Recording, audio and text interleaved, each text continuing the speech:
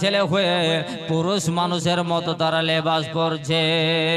তাই কবি বলতেছে বর্তমানের যুগের হাওয়া বইছে উল্টো দিকে। জোরসে বলুন সুবহানাল্লাহ। আরে লিখতে বসে চিন্তা করে লিখি কোন দিক থেকে, বর্তমানের যুগের হাওয়া বইছে উল্টো দিকে। বর্তমানের যুগের হাওয়া বইছে উল্টো দিকে। বর্তমানের ছেলেরা সব চুল কেটে পুরুষ হতে চায়, ছেলেরা চুল বড় করে পিঠেতে ঢাকায়। বর্তমানের ছেলেরা সব চুল কেটে চুল ছেড়ে নারী হতে চায়। বর্তমানের মেয়েরা সব চুল কেটে পুরুষ হতে যায়। বর্তমানের যুগের হাওয়া বইছে উল্টো দিক। লিখতে বসে চিন্তা করি লিখি কোন দিক থেকে, বর্তমানের যুগের হাওয়া বইছে উল্টো দিকে। বর্তমানের ছেলেরা সব এই পড়ে কাটতে যায় ভাই মাটি, মেয়েরা মাধ্যমিক পড়ে হইল ট্রেনের টিটি, হইল ট্রেনের টিটি। এই দুঃখে ছেলেরা সব, এই দুঃখে ছেলেরা সব হয়ে পড়লো মোদের চোখে। বর্তমানের যুগের হাওয়া বইছে উল্টো দিকে, বইছে উল্টো দিকে। লিখতে বসে চিন্তা করি লিখবো কোন দিক থেকে। বেরাদার আমার বাপজি আমার ভাইরা গো, মেয়েদের আপনার দেখবেন ট্রেনের যদি আপনার টিকিট মাস্টার তো আপনার মেয়ে ছেলে, হাইকোর্টে যান উকিল দেখবেন মেয়ে ছেলে, আপনার পঞ্চায়েতে যান পঞ্চায়েতে দেখবেন প্রধান হলো মেয়ে ছেলে, আপনি আপনার জেলখানাতে যান জেলখানার অফিসার হলো মেয়ে ছেলে। এমন আপনার পরিস্থিতি সমস্ত জায়গাতে মেয়েদেরকে নিয়ে আপনার কাজ চলতেছে। মেয়েরা না হলে আপনার কোনো কাজ নাকি হবে না। ব্রাদার আমার ভাইয়েরা গো, মেয়েরা আপনার এমন প্যান্ট শার্ট জামা পরতেছে, এমন ভাবে আপনার রাস্তায় চলাফেরা করতেছে যে আপনার মনে হচ্ছে একটা ব্যান্ডা ছেলেদের থেকেও মেয়েদের পোশাক দিন দিন যেন আপনার এমন হয়ে যাচ্ছে, শর্ট হয়ে যাচ্ছে, ছোট হয়ে যাচ্ছে। কিন্তু আপনাদের এই দিককার মানুষ খুব ভালো, আপনাদের দিকের মেয়েরা খুব ভালো, আমি দোষ দিচ্ছি না। তবে আমাদের দিকের মেয়েদেরকে দেখি এমন জামা পোশাক পরছে যে দিন দিন মন হচ্ছে কাটতে কাটতে ছাড়তে ছাড়তে ছাড়তে ছোট হয়ে যাচ্ছে। যে বেটা ছেলেও সেই ড্রেস সেই আপনার লেবাস পরতে লজ্জা করে। আসলে কিন্তু তাদের আপনার হায়া লজ্জা এই সমস্ত গুলো তাদের কাছ থেকে বিদায় হয়ে গেছে। কারণ কোরআন বলতেছেন জাল হায়া ওয়াল ঈমান, যাদের আপনার হায়া নেই, যাদের লজ্জা নেই, তাদের বলতেছেন যে তাদের কিন্তু আপনার ঈমানও নেই। ঈমান কিন্তু আপনার তাদের শেষ হয়ে গেছে, ঈমানটা তাদের দুর্বল হয়ে গেছে। আর যদি তাদের ঈমান থাকতো, আর যদি তাদের মধ্যে হায়া থাকতো, তাহলে এই লেবাস পরে এই ড্রেস পরে তারা রাস্তা দিয়ে চলাফেরা করতো না, এই ড্রেস পরে তারা স্কুল কলেজ করতো না, আজ এই ড্রেস পরে আপনার বাজার শহরে ঘুরতো না। বেরাদার আজকে দিন দিন মনে হচ্ছে মানুষ এমন যুগ চলে আসছে যে আপনার দেখলে পারে নিজেকেই আপনার যেন লজ্জা মনে হয়। কারণ বিরাদার ইসলাম আই জানি মহতারাম, এগুলোই হচ্ছে জাহান্নামে নিয়ে যাওয়ার, এগুলোই হচ্ছে আলামত। কিয়ামত আমরা বলি, অবশ্যই কিয়ামত তো হবে, কিন্তু কিয়ামতের এগুলোই চলছে আলামত। এই আপনার বর্তমান সমাজে আপনার দেখা যায় যে আমরা বলি যে আমরা নামাজ পড়ি, রোজা করি, অমক করি, কিন্তু আমাদের যে ঈমানটা আস্তে আস্তে দুর্বল হয়ে যাচ্ছে, সেই দিকে আমরা কিন্তু কেউ খেয়াল রাখি না। ঈমান কাকে বলে, নবী কাকে বলে, নবীর মুহাব্বত কি জিনিস জিজ্ঞাসা করুন হযরত আবু বকর সিদ্দিক রাদিয়াল্লাহু তাআলা আনহু। আমার আকা মাওলা দয়ার নবী রহমাতুল লিল আলামিন আবু বকর সিদ্দিককে নিয়ে নিজের জান বাঁচানোর জন্য, প্রাণ বাঁচানোর জন্য সঙ্গে নিয়ে আবু বকরকে যাচ্ছেন। এদিকে যেন আপনার বেদিন মুশরিকের দলেরা, অন্যায় অত্যাচারী দলেরা, বেধর্মীকে দলেরা, তারা কিন্তু আমার নবীকে পেলে তারা আপনার হত্যা করে দিবে। হযরত আবু বকর সিদ্দিক রাদিয়াল্লাহু তাআলা আনহু আল্লাহর নবী রহমাতুল লিল আলামিন পয়গম্বরে আজম আমার আকা মাওলাকে নিয়ে যেন আপনার রাসূল আমার কল্যাণকে আবু বকরকে নিয়ে সঙ্গে নিয়ে দৌড়াতে দৌড়াতে দৌড়াতে গিয়া আপনার যেন একটা পাহাড়ের গুহার মধ্যে যেন আপনার আশ্রয় নিলেন। এমন তো অবস্থায় বাপজি আমার ভাইয়েরা গো, ওই আপনার পাহাড়ের গুহাতে আপনার চুপ করে যেন ঢুকে গেলেন। আর পাহাড়ের গুহাতে ঢুকে যাওয়ার পরে ওই আপনার গুহার মধ্যে যেন একটা কবিতরের বাসা ছিল। ওই কবিতরের বাসাটাই কবিতর যেন আপনার পায়রাটা ওর বাসার মধ্যে ডিম পেড়ে দিয়েছে। আর ডিম পাড়ার পরে ওই আপনার কবিতর যেন আপনার তার যেন আপনার বল বলতেছে, কবিতর যেমন আপনার ডিম পাড়লে ঘুটুর ঘুষ করে, এইভাবে সে তার মুখ দিয়ে আপনার সে জোরসে জোরসে সে আপনার ডিমকে আপনার গরম করছে আর যেন তার বলি আপনার বলতেছে। আর গুহার সম্মুখে মাকড় সাথে করেছে কি জাল বুনে দিয়েছে। গুহার সম্মুখে মাকড় সাথে জাল বুনে দিয়েছে। পিছন পিছন আপনার ওই কাফেরের দলেরা, বেদিনের দলেরা খোঁজাখুঁজি করছে যে নবীকে যদি আজকে পেয়ে যায় শেষ করে দেবে। বাপজি আমার ভাইরা, বন্ধুরা গো, ওগো আমার মায়েরা গো, শুনে জানে একটু রাতের বেলা বাবা ওই গুহার পাশ দিয়ে সব যেন দড়বড় দড়বড় করে দৌড়তে দৌড়তে চলে যাচ্ছে। হঠাৎ যেন আর যেন সামনে ছিল নবীকে দেখতে পাওয়া যাচ্ছিল, আর যেন তারা দেখতে পেয়েছে না। এমন তো অবস্থায় তারা যেন বেধর্মীকের লোকেরা বলা বলে করতেছে, ওই জালেমের দলেরা বলা বলে করতেছে। দেখছিলাম আগে আগে দৌড়ছিল যে আপনার নবী এবং আবু বকর, এখন কেন আর সামনে দেখতে পাওয়া যায় না। তারা যেন আপনার রুখে গেল, দাঁড়িয়ে গেল, চিন্তা ভাবনা শুরু করলো। বলে শোন রে শোন, মনে হয় যে এই গুহার মধ্যে মনে হয় ঢুকেছে ওই আপনার বেদিন মুশরিকের দলেরা। তারা বলা বলে করতে করতে বলতেছে এই গুহাটার মধ্যে মনে হয় ঢুকেছে। কেউ বলছে না না এটা হতে পারে না, আবার কেউ বলছে না কেন আগেই তো ছিল, আর দেখতে পাচ্ছি না। মনে হয় যে এই আপনার ওই পাহাড়ের গুহার মধ্যে ওই আপনার দেখছি মনে হয় খোটরের মধ্যে ঢুকে গেছে। গুহার মধ্যে আপনার পাহাড়ের গায়ে একটা যেন খুঁটরের মতো গুহার মতো একটা আপনার ই ছিল, সেই আপনার সুরাঙ্গা। সুরাঙ্গাটার ভিতরে আপনার রাসূল আমার করেছেন কি আবু বকরকে নিয়ে চুপ করে বসে আছে। বেদিনের দলেরা তারা বলা বলি করছে, ইহুদিরা নাসারা তারা আপনার খোঁজাখুঁজি করতেছে, বলছে যে না এর মধ্যে কেউ বলছে ঢুকেছে, আর কেউ বলছে যদি এর মধ্যে ঢুকতো তাহলে যে ওই যে দেখছি গুহার সম্মুখে যে মাকড় সাথে জাল বুনে দিয়েছে সে জালটা থাকতো না, ভেঙে যেত। কারণ মানুষ যদি ঢুকে তো জাল কিন্তু থাকবে না, ভেঙে যাবে, এটা বাস্তব কথা। তো বলছেন না জাল সামনে আপনার মাকড় সাথে জাল বুনে দিয়েছেন, নাই যদি মানুষ ঢুকতো ভেঙে যেত। আর ওর মধ্যে দেখছি একটা কবিতর, সে আপনার তার বলি সে যেন আপনার বলতেছে ওর মধ্যে যদি মানুষ ঢুকতো তো কবিতর কিন্তু সে আপনার ওর বাসাতে আর থাকতো না, রইতো না, কবিতর পালিয়ে যেত। অতএব মনে হয় যে আপনার এই বাসার মধ্যে নেই। এইদিকে যেন আপনার ওই গুহার মধ্যেই রয়েছেন। এমন তো অবস্থায় বেরাদার আমার বাপজি গো, এবার কিন্তু দেখা গেল হযরতে আবু বকর সিদ্দিক রাদিয়াল্লাহু তাআলা আনহু ওই গুহার মধ্যে দেখছেন যেন আপনার ছিদ্র ছিদ্র হয়ে অনেক জায়গাতে আপনার ফুটো রয়েছে। এমন তো অবস্থায় হযরত আবু বকর বলতেছেন ইয়া রাসূলুল্লাহ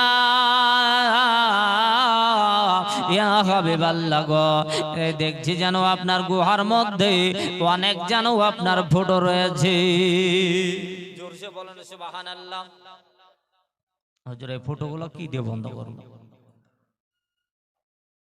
এমন তো অবস্থায় কাপড় ছিঁড়ে ছিঁড়ে সমস্ত জায়গার ফুটোগুলোকে আপনার বন্ধ করে দেওয়া হলো, কিন্তু শুধুমাত্র আর একটা জায়গার বন্ধ করার মতো কিছুই পাওয়া গেল না। তাই আবু বকর করলেন কি, পায়ের গুল্লো দিয়ে আপনার ফুটোটাকে বন্ধ করে ঠেসে ধরে নিয়ে বসলেন। এদিকে আপনার কাফের দলেরা বাইরে খোঁজাখুঁজি করতেছে, এদিকে ওদিকে শুধু আপনার খোঁজাখুঁজি করছে। এবার কিন্তু বাপজি আমার ভাইরা গো, ওগো আমার সোনা মানিকেরা, আমার মুসলমান, এবার কিন্তু দেখা গেল ওই আপনার জায়গাতে বসে আছেন, বসে থাকতে থাকতে যেন আমার আবু বকর সিদ্দিকের যেন আপনার জাঙের উপরে আল্লাহর নবী রহমতুল লিল আলামিন আল্লাহ রসুল আমার বললেন কি, পবিত্র মাথাখানাকে দিয়া জাঙের উপরে যেন নবী আমার যেন আপনার আরাম করতেছে।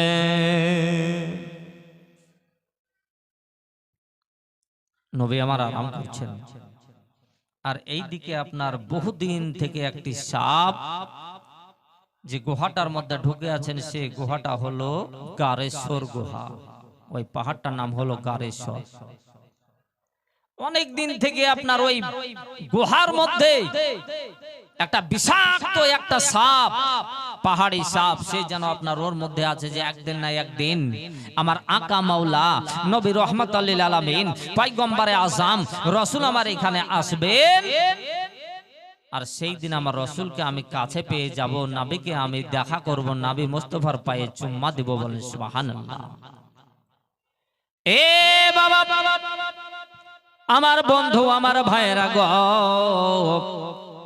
সাপ এত বড় আশা নিয়ে যেন আপনার বসে আছে, এমন তো অবস্থায় বেরাদার এবার কিন্তু দেখা গেল সাপ কিন্তু আপনার বাড়ানোর জন্য রাস্তা খুঁজতেছে। যেই দিক দিয়ে আপনার বেরাতে যাচ্ছে ওটা দিয়ে যেন আপনার রাস্তাটাকে বন্ধ করে রাখা হয়েছে, আর একটা দিক দিয়ে যদি যাচ্ছে ওই রাস্তাটাকে আপনার বন্ধ করে দিয়েছে, ওই দিক দিয়ে যাচ্ছে ও রাস্তাটাও বন্ধ করে দিয়েছে। এমন তো অবস্থায় সাপ যেন খোঁজাখুঁজি করার পরে রাস্তা যেন আপনার বেরানোর খুঁজে পাচ্ছে না। এমন তো অবস্থায় আপনার আর একটা দিয়ে যাচ্ছে, তো ওই রাস্তাটা যেন বন্ধ করা আছে, কিন্তু দেখা যাচ্ছে সাপ কিন্তু আপনার ওই আপনার রাস্তাটা দিয়ে যাওয়ার পরে বারবার করে যেন ঠোকা মারতেছে। আর আমার আবু বকর,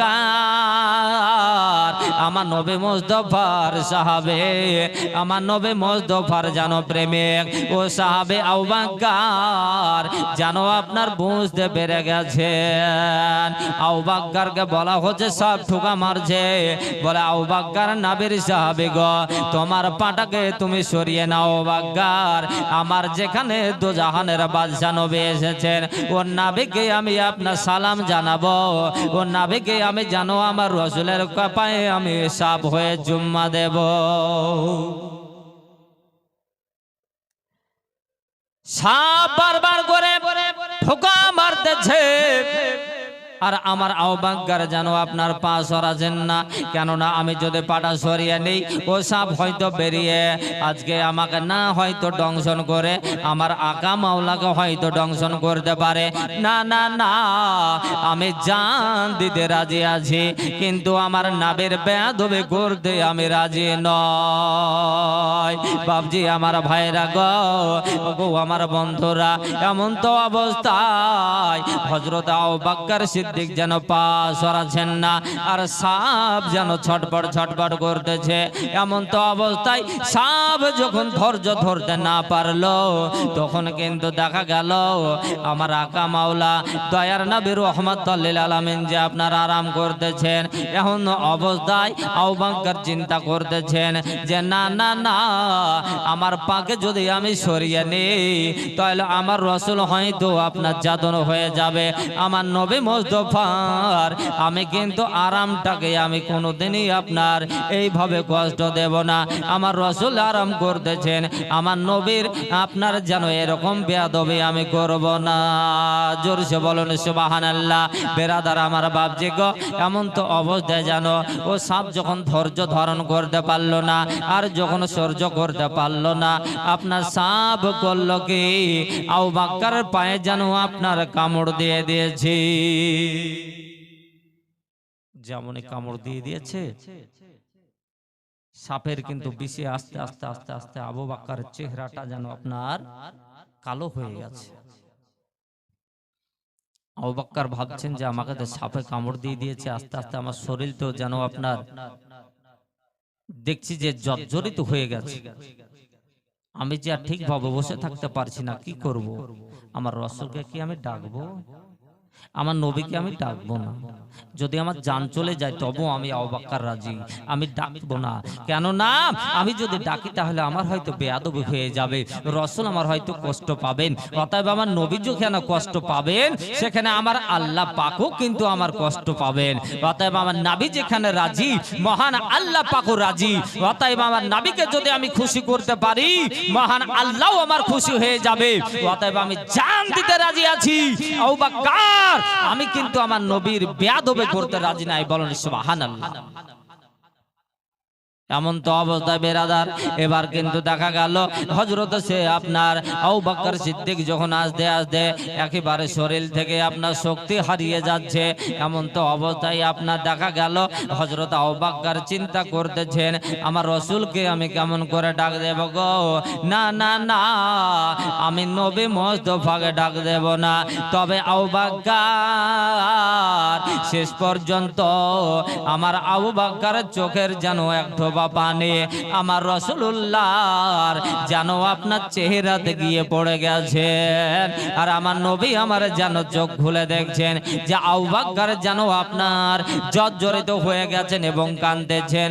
আল্লাহর রাসূল বিশ্ব নবী আকা মাওলা নবী আমার বলতেছেন, বলে আবু বকর, বলো বলো আবু বকর কি হয়েছে গো? আবু বকর কেন তুমি কান্না করতেছো? আবু বকর বলো তোমার কি হয়েছে গো? আবু বকর, আমার নবী পাকের সাহাবী আবু বকর বলতেছেন, ইয়া রাসূলুল্লাহ, ইয়া হাবিবাল্লাহ নবী গো, আমি কি আপনাকে আর কি বলবো গো ইয়া রাসূলুল্লাহ? আপনি আরাম করতেছেন, এখন অবস্থায় একটা বিষাক্ত আপনার সাপ যেন আমাকে কামড়ে দিয়েছে, আর ওই সাপের বিষে আমার শরীরটা যেন জর্জরিত হয়ে গেছে। আল্লাহর নবী বিশ্ব নবী রহমাতুল লিল আলামিন বলতেছেন, ওগো আমার সাহাবী আবু বকর, বলো বলো তোমার কোন জায়গাটাতে কামড়েছে? বলো হুজুর আমার পায়ের তালুতে কামড়ে দিয়েছে। ভাবছি আপনাদের ঘুম আসছে, তাহলে জোরসে বলুন সুবহানাল্লাহ। জোরসে আপনার দুই হাত তুলে বলুন মারহাবা ইয়া রাসূলুল্লাহ। এ বাবা, দয়ার নবী রহমাতুল লিল আলামিন পয়গম্বরে আজম নবী আমার বলতেছেন, আবু বকর গো, দেখি তোমার কোন জায়গাটাতে সাপে কামড়ে দিয়েছে। আমি নবী আমার আকা মাওলা নবী মুস্তাফার সাহাবী আবু বকর বলতেছেন, বলে ইয়া রাসূলুল্লাহ আমার পায়ের তালুতে কামড়ে দিয়েছেন। আমার দয়ার নবী রহমাতুল লিল আলামিন পয়গম্বরে আযম রাসূল আমার বললেন কি, আপনার জবান মুবারক থেকে একটু শাহাদাত আঙ্গুলটাতে করে একটু থুতু মুবারক নিয়ে ওই আপনার সাপের কাটা জায়গাটাতে যেমন লাগিয়ে দিয়েছেন, আর সঙ্গে সঙ্গে ওই আপনার সাপে কাটা যেন বিষ পানি হয়ে গেছে। বলেন সুবহানাল্লাহ। আমার রাসূলুল্লাহর থুতুর বরকতে, নবী পাকের থুতুর আপনার ওসিলাতে, ওই থুতু মুবারকের বরকতে সাপের আপনার যেন বিষ পানি হয়ে গেছে, সাপে কাটা আপনার বিষ যেন আপনার যেন ভালো হয়ে গেছে, আর আবু বকর যেন সুস্থ হয়ে গেছে। আর বাবাজি আমার ভাইরা গো, শুধু তাই নয়, একদিন কিন্তু একটা এক ইহুদি, যে ইহুদির আপনার একটা চোখ যেন কানা হয়ে গেছে, আর ওই চোখ দ্বারা ইহুদি যেন আপনার দেখতে পায় না। ইহুদি তার দুই চোখই কানা। ইহুদি দুই চোখ কানা যখন হয়ে গেছে, আপনার ভালো সুস্থ চোখ, ভালো চোখ কানা হয়ে গেছে, এই চোখের জন্য আপনার কত রকমের ডাক্তার কবিরাজ হেকেমি আপনার কত রকমের চিকিৎসা নিয়েছে, তার চোখ কিছুতেই ভালো হচ্ছে না। বহু জায়গা যে আপনার যেখানে বলেছে সেই ডাক্তারের কাছেই আপনার ওষুধ নিয়েছে, কিন্তু তার আপনার কিন্তু চোখ ভালো হয়নি। শেষ পর্যন্ত একদিন কিন্তু একজন ব্যক্তির মুখে সে আপনার শুনেছে যে একজন ডাক্তার আছে, সেই ডাক্তারের কাছে গেলে পারে অবশ্যই তোমার বাবার চোখ ভালো হয়ে যাবে। বলো কোন ডাক্তার? তবে আমার ডাক্তারের নাম শুনলে তোমাকে আগে বিশ্বাস রাখতে হবে, আর বলো তুমি মনে কিছু করবে না, তবে আমি কিন্তু বলবো। বলে না, আমার বাবার জন্য চোখের জন্য যা বলবেন আমি তাই শুনবো, যার কাছে যেতে বলবেন আমি তাই মেনে নেব। বলুন কোন ডাক্তার? বলে ডাক্তারের নাম শুনবেন। ডাক্তারের নাম হলো আকা মাওলা রহমাত লিল আলামিন, দয়ার নবীর কাছে চলে যাও, তোমার বাবার চোখ ভালো হয়ে যাবে। এই ইহুদির বেটি কিন্তু সে মনে বিশ্বাস করে এ করলো কি, মেয়েটা আপনার বাবার চোখ ভালো করার জন্য আমার আকা নবী রহমাত লিল আলামিন পয়গম্বরে আজম গায়েবের সংবাদদাতা নবী পাকের বাড়ি গিয়ে পৌঁছালো। নবী মুস্তাফার বাড়ি গিয়ে পৌঁছালো।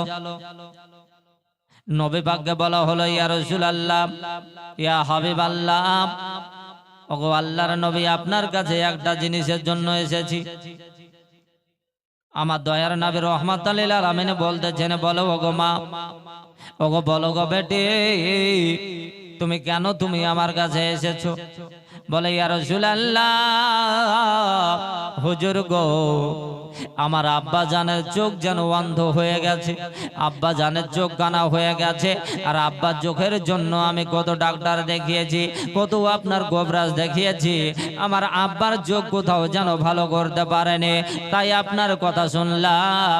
হুজুর গো, আপনি নাকি বলো ডাক্তার, আপনি নাকি ডাক্তারেরও ডাক্তার, আপনি নাকি বৈজ্ঞানিকের বৈজ্ঞানিক, আপনি নাকি বিজ্ঞানিকের বৈজ্ঞানিক। হুজুর গো, মনে বড় বিশ্বাস নিয়ে আপনার কাছে চলে এসেছি। ইয়া রাসূলুল্লাহ, ইয়া হাবিবাল্লাহ, হুজুর গো, দয়া করে আমার বাবার চোখের আপনি ওষুধ দেন।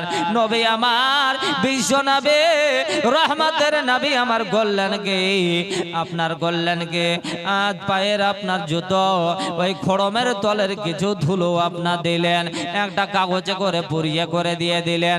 বলে, যাও মা, ওগো বেটি, যাও যাও যাও, তোমার আব্বার কপা চোখে এই আপনার যে ধুলোগুলো আমি দিলাম, এই ধুলোগুলো ওষুধ হিসাবে, ধুলোগুলোকে চোখে সুরমা বলে তোমার আব্বার চোখে দেখো গা লাগিয়ে দাও, দেখবে তোমার যেন বাবার চোখ ভালো হয়ে যাবে। জোরসে বলেন সুবহানাল্লাহ। মেয়েটা করলো কি, নবী মুস্তাফার খড়মের তলার ধুলো নিয়ে আসার পরে করলো কি, বাড়ি নিয়ে আসলো, আর আব্বার চোখে, দুই চোখে লাগিয়ে দেওয়া যেমন হলো, সঙ্গে সঙ্গে দুই অন্ধ চোখ আপনার সে ফিরে পেল, সুস্থ হয়ে গেল, চোখ দিয়ে পৃথিবীকে আপনার দেখতে পেল। দেখার পরে আপনার মনে মনে ভাবতেছে, আরে এতদিন আপনার যে আপনার কত রকমের আমার চোখে আপনার মহলম লাগিয়ে দিয়েছে, কত রকমের ডবার দিয়েছে, কত ওষুধ খাইয়েছে, কিছুতেই কাজ হলো না। বলে, বেটি, আজকে তুমি কোন ডাক্তারের কাছে গিয়েছিলে যে চোখে দেওয়ার সঙ্গে সঙ্গে আমার চোখ ভালো হয়ে গেছে? ইহুদি বলতেছে, বলো বলো মা, ওগো আমার বেটি, বলো বলো, আজকে কোন ডাক্তারের কাছ থেকে তুমি এই ওষুধ পেয়েছো? ইহুদির বেটি বলতেছে, বলে, আব্বা গো, আব্বা, আমি এর আগে অনেক ডাক্তার দেখিয়েছি, আপনার চোখ ভালো হয়নি, অনেক গোবরাজের কাছ থেকে ওষুধ এনেছে, ভালো হয় নাই, অনেক আপনার চোখে ডপার মহলুম লাগিয়েছে, ভালো হয় নাই। আব্বা গো, আজকে এমন ডাক্তারের কাছে আমি গিয়েছিলাম, উনি হলেন ডাক্তারেরও ডাক্তার, বৈজ্ঞানিকের বৈজ্ঞানিক, আপনার দার্শনিকের দার্শনিক, ও নবী আকা মাওলা রহমাতুল লিল আলামিনের বাড়ি গিয়েছিলাম, আর আমার নবী মুস্তাফা, ওই আমার নবী মুস্তাফার গাছ থেকে হুজুরের আপনার খড়মের ধুলো নিয়ে এসে আপনার চোখে লাগিয়ে দিয়েছি।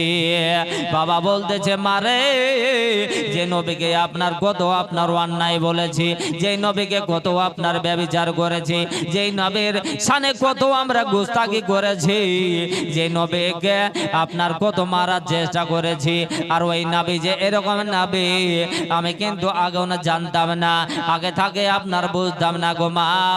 আমাকে ওই নবী মুস্তাফার কাছে একটু দয়া করে নিয়ে চলো, ওই নবীর হাতে হাত দিয়ে আমি আপনার কালমা পড়ে করে নেব।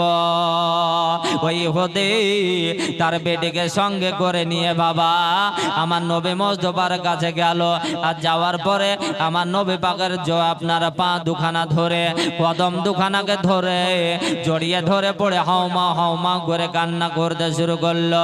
আর যেন নিজের ভুল যেন আপনার স্বীকার করলো। ইয়া রাসূলুল্লাহ, ইয়া হাবিবাল্লাহ, আমি আপনাকে কত আপনার দোষ মনে করেছি, আপনার উপরে কত রাগ করেছি, গোসা করেছি। হাবিব গো, আপনার নাম শুনে কত আমরা নিন্দা পরনিন্দা করেছি। হাবিব গো, আপনাকে আপনার হত্যা করার জন্য কত যুক্তি পরামর্শ করেছে। কিন্তু আজকে আমি জানতে পারলাম গো নবী যে আপনি তো দূরে থাক, আপনার পায়ের খড়মে যে এরকম কাজ হয় আমি কিন্তু জানতাম না। ইয়া রাসূলুল্লাহ, ইয়া হাবিবাল্লাহ, হুজুর আপনি আমাকে ক্ষমা করে দিন গো নবী, আর আমাকে কালমা পড়িয়ে মুসলমান বানিয়ে দিন। আজকে কালমা পড়িয়ে আমাকে আপনি ইমানদার বানিয়ে দিন। আজকে কালমা পড়িয়ে আমাকে আপনার মুসলমান ইসলাম ধর্ম করিয়ে দিন। ইসলাম ধর্ম প্রচার আপনার করে দিন। আমি আপনার ইসলাম ধর্মের মধ্যে ভরে ঢুকে যাব, আমি মুসলমান হয়ে যাব। ইয়া রাসূলুল্লাহ, আজকে থেকে কথা দিলাম আর কোনোদিন আপনার আমি বেয়াদবি আর করব না। আগে ছিলাম বনবাসী, আজ তোমায় পেয়ে হয়েছি খুশি। আগে ছিলাম বনবাসী, আজ তোমায় পেয়ে হয়েছি খুশি।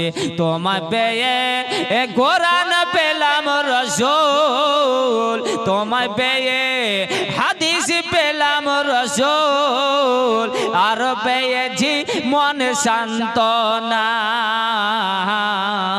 তোমার মতো দয়ার নবী আর পাবো না, তোমার মতো দয়ার হাবিব আর পাব না। দেখা দিয়ে ও গো নবী, জোরসে বলুন না, দেখা দিয়ে ও গো হাবিব আপনি চলে যেয়েন না, তোমার মতো দয়ার নবী আর হবে না, তোমার মতো দয়ার রাসূল আর পাব না। গুস্তাখের রাসূল যারা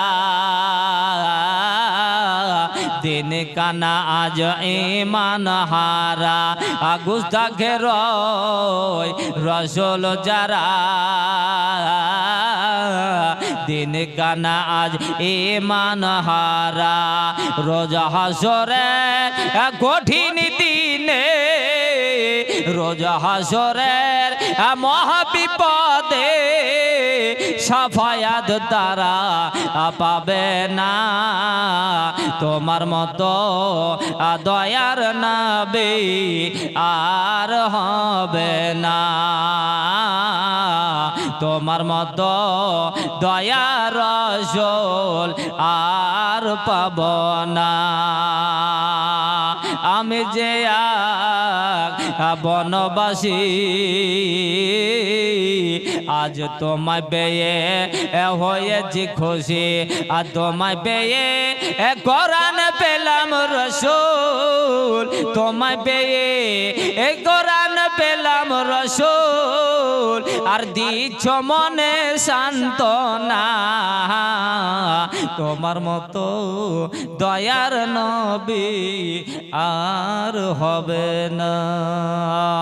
আল্লাহুম্মা ব্রাদার বাবজি, আমার ভাইরা, আমার বন্ধুরা, আপনারা ওই নবীকে বড় ভালোবেসে নবীর উপরে যদি আপনার সঠিক ঈমান নিয়ে যদি চলতে পারেন, তাহলে কিন্তু সঠিক মুসলমান হবেন, মুমিন হবেন।